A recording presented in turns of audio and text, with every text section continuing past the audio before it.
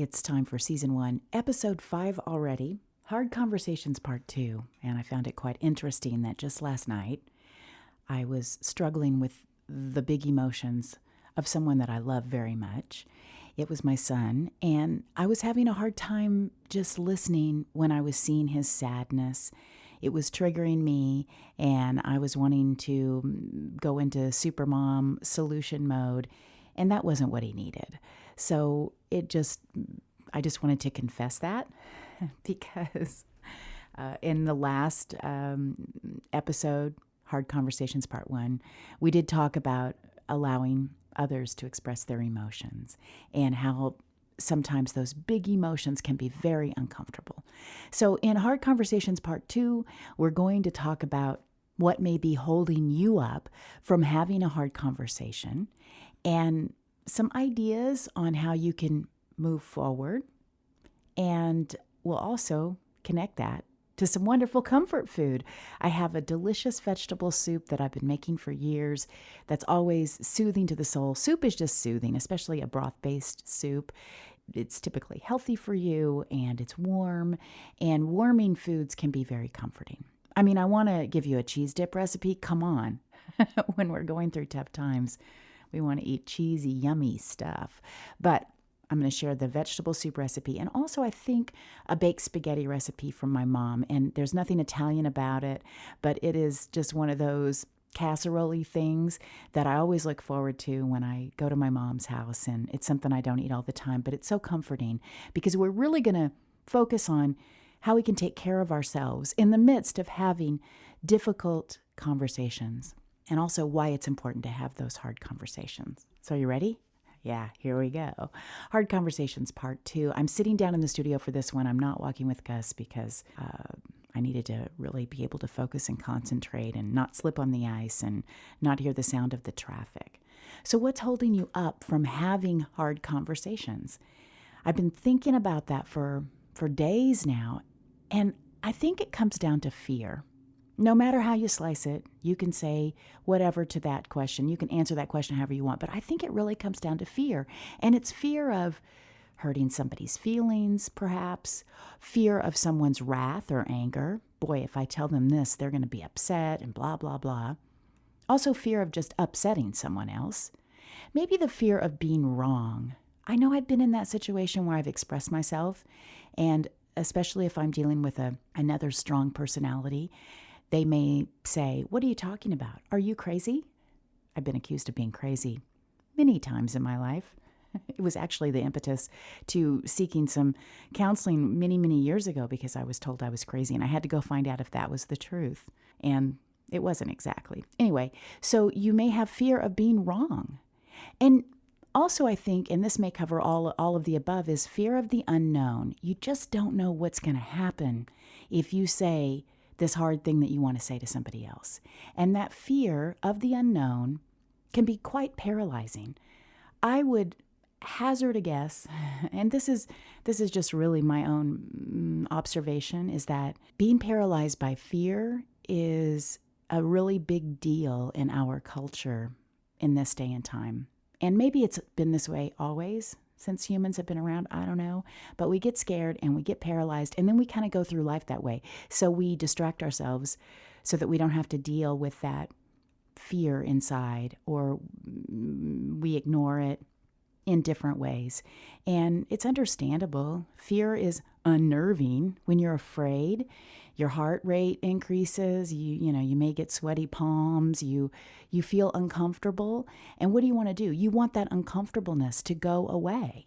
So you'll do whatever. Maybe it's eating too much or drinking too much or watching a lot of television or being on your phone. I think there are so many ways that we can distract ourselves. It's endless. And we are a culture of distraction. That's true. So anyway, we're distracting ourselves from our paralyzing fear. So what can we really do about that fear? And I had to really think about this. And I don't know that what I'm about to say is the only way to deal with the fear, but it's a way that I've been practicing dealing with fear. And I can tell you from my own experience that it's not easy, but sometimes these things that I'm going to talk about help me, at least a little bit. And hey, A little bit's better than zero, right? So how do we bust through this paralyzing fear? Number one, acknowledge it. Just say, I'm scared of. And maybe it's something like, I'm scared of being alone. If I tell this person I'm in relationship with that I'm not getting what I need, or my needs aren't getting met, or I'm unhappy, or I think I want to separate, I'm maybe afraid of being alone. So say that to yourself. Okay, I'm scared of being alone. Or I'm scared of the other person's reaction. Or I'm scared of all of the things I said before, somebody's anger, scared of being wrong. Acknowledge it to yourself. I think there's a lot of power in telling ourselves the truth. If we can do that, that's a beginning. And that's all we need is a beginning, right? How do you eat an elephant? One bite at a time. How do we bust through the fear? Number two, I think it's about not being attached to an outcome. And this is huge. And this is something that I have to practice all the time, because I think we all maybe are just born and we expect something like, or we think, well, if I do this, A, B, or C might happen. And I really want A to happen, right? And we become attached to what we want to have happen. So what if we try to release that? Okay, so I'm going to speak my truth to somebody. I have no idea what's going to happen, and what happens doesn't matter. Ooh. See, we're very attached to, well, what happens next? So if we can work on this phrase, perhaps, whatever happens, happens, because what I've found out is that I may think I want A to happen, and maybe X happens, something completely unexpected happens. And a lot of times the unexpected happening is a good thing. It's not always bad. Do you know what I'm saying?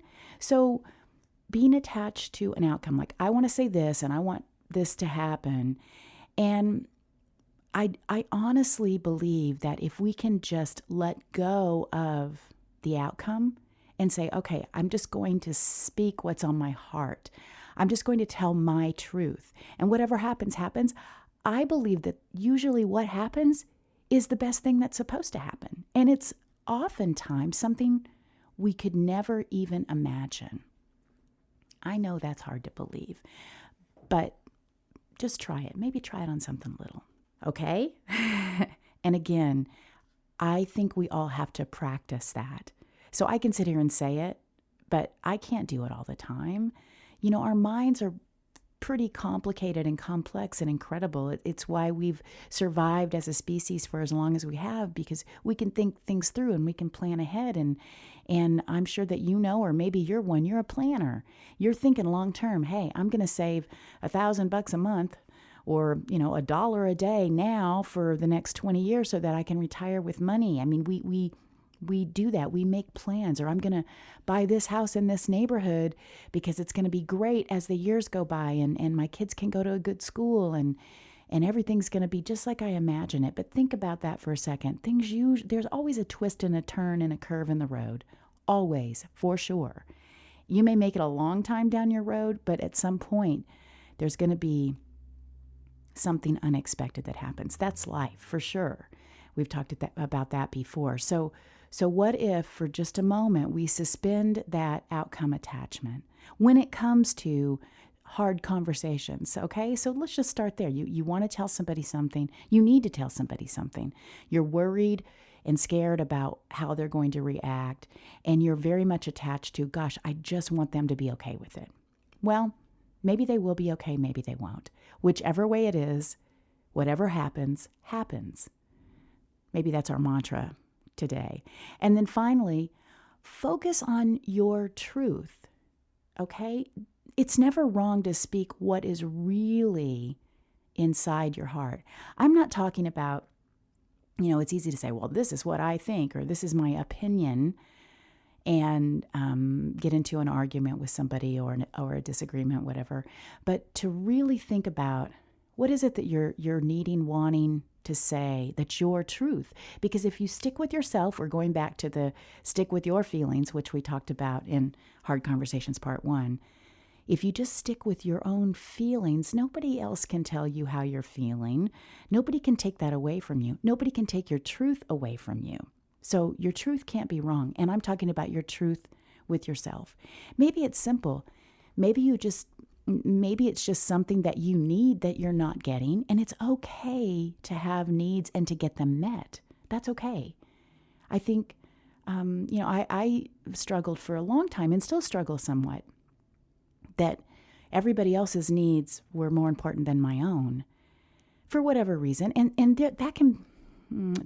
that's not always a bad thing to be able to be nurturing and take care of others. But honestly, you can't really take care of anybody else if you're not taking care of yourself. And that goes for parenting. You honestly cannot really take care of your kids unless you've taken care of your own needs, because you know what's going to happen is you're going to hit the wall. You're going to be so tired and you're going to be so strung out emotionally. You're going to lose your temper and you're going to end up doing things that you didn't want to do anyway, maybe yelling at your children or overreacting to something silly. And it's all because you didn't take care of yourself first. Like maybe you did need a nap while the kids were napping instead of sweeping and mopping the floor. You get what I mean? Not that you don't want the floor to be clean, but basic needs. We need to be fed and we need to be clothed and we need to get rest. Sleep is huge. I went through this wellness training, and it's a peer-to-peer group. It's a Stanford thing, actually, and I believe it's in every state. It's a Stanford program.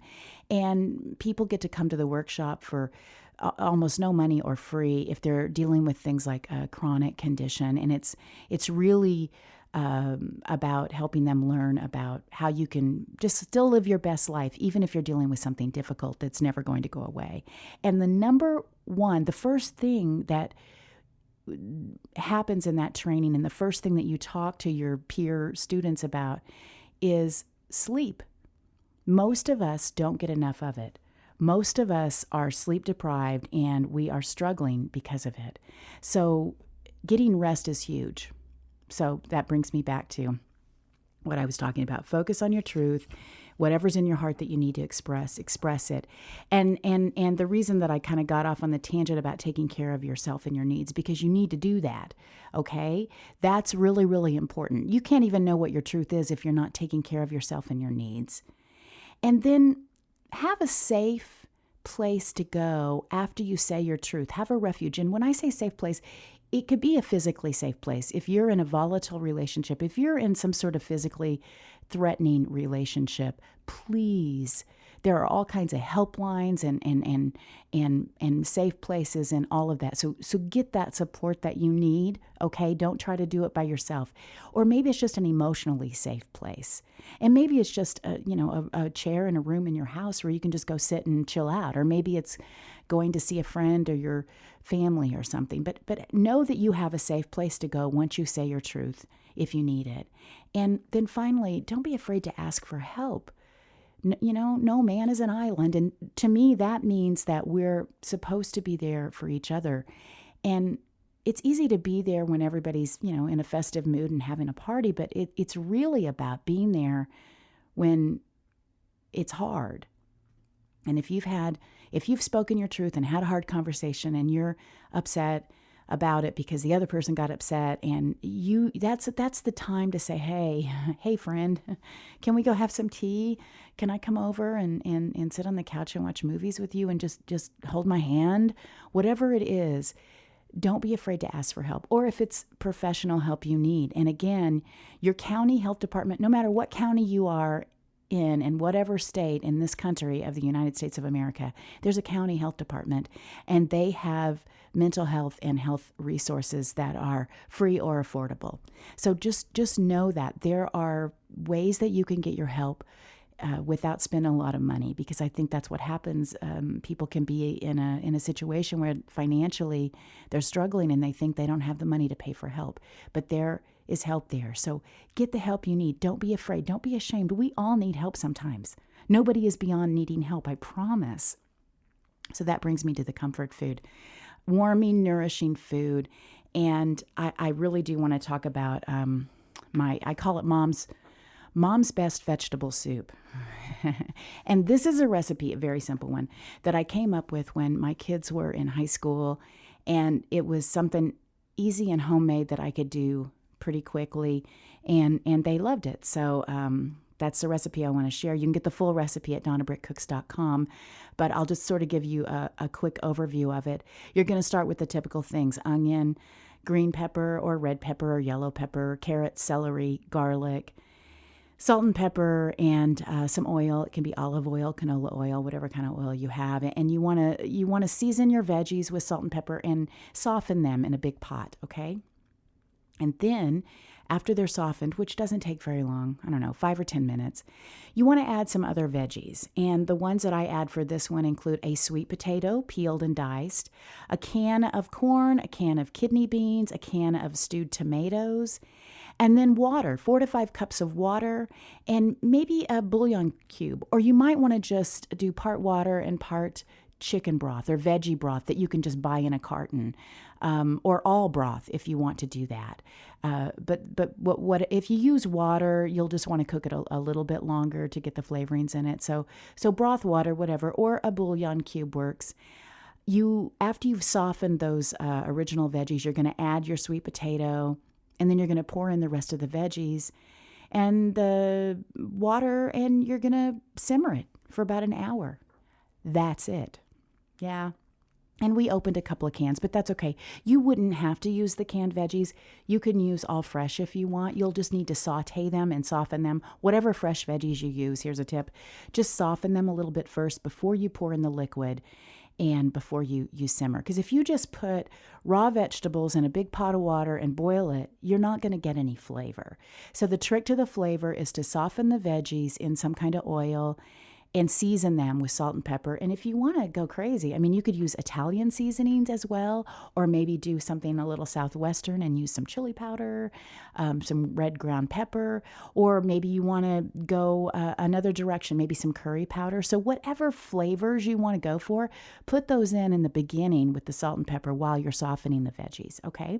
And then when you add your broth or your water or whatever, and you simmer it for a while, you'll get the best flavor. Making a soup, whether it's a veggie soup or any kind of soup, it's about building layers of flavor. And it took me a long time in life to learn that, but it can be as simple as you want it to be. And maybe you just want less veggies. This one's pretty full of veggies. It was my, trick to get my kids to eat more veggies. Well, actually just to get myself to eat more veggies, but you could have fewer. And again, you can go any direction that you want to go. Just pick some of your favorite veggies and experiment. Don't be afraid to experiment. Some things don't go together, but in veggie land, a lot of things go together. And the other recipe that I think I'll post is my mom's baked spaghetti, just because it's this fun, yummy casserole. Everybody in the world loves it. And it's super easy. It's one dish. I love casseroles. I know it's pretty old-fashioned and old school, but I have such fond memories of growing up in a big family. My dad was from a family of 10 kids, and there were certain times of the year, mostly Easter is the one I remember most. We would all get together, and we would have a big Easter egg hunt outside on our farm, and we would have a big softball game, and it would be a potluck.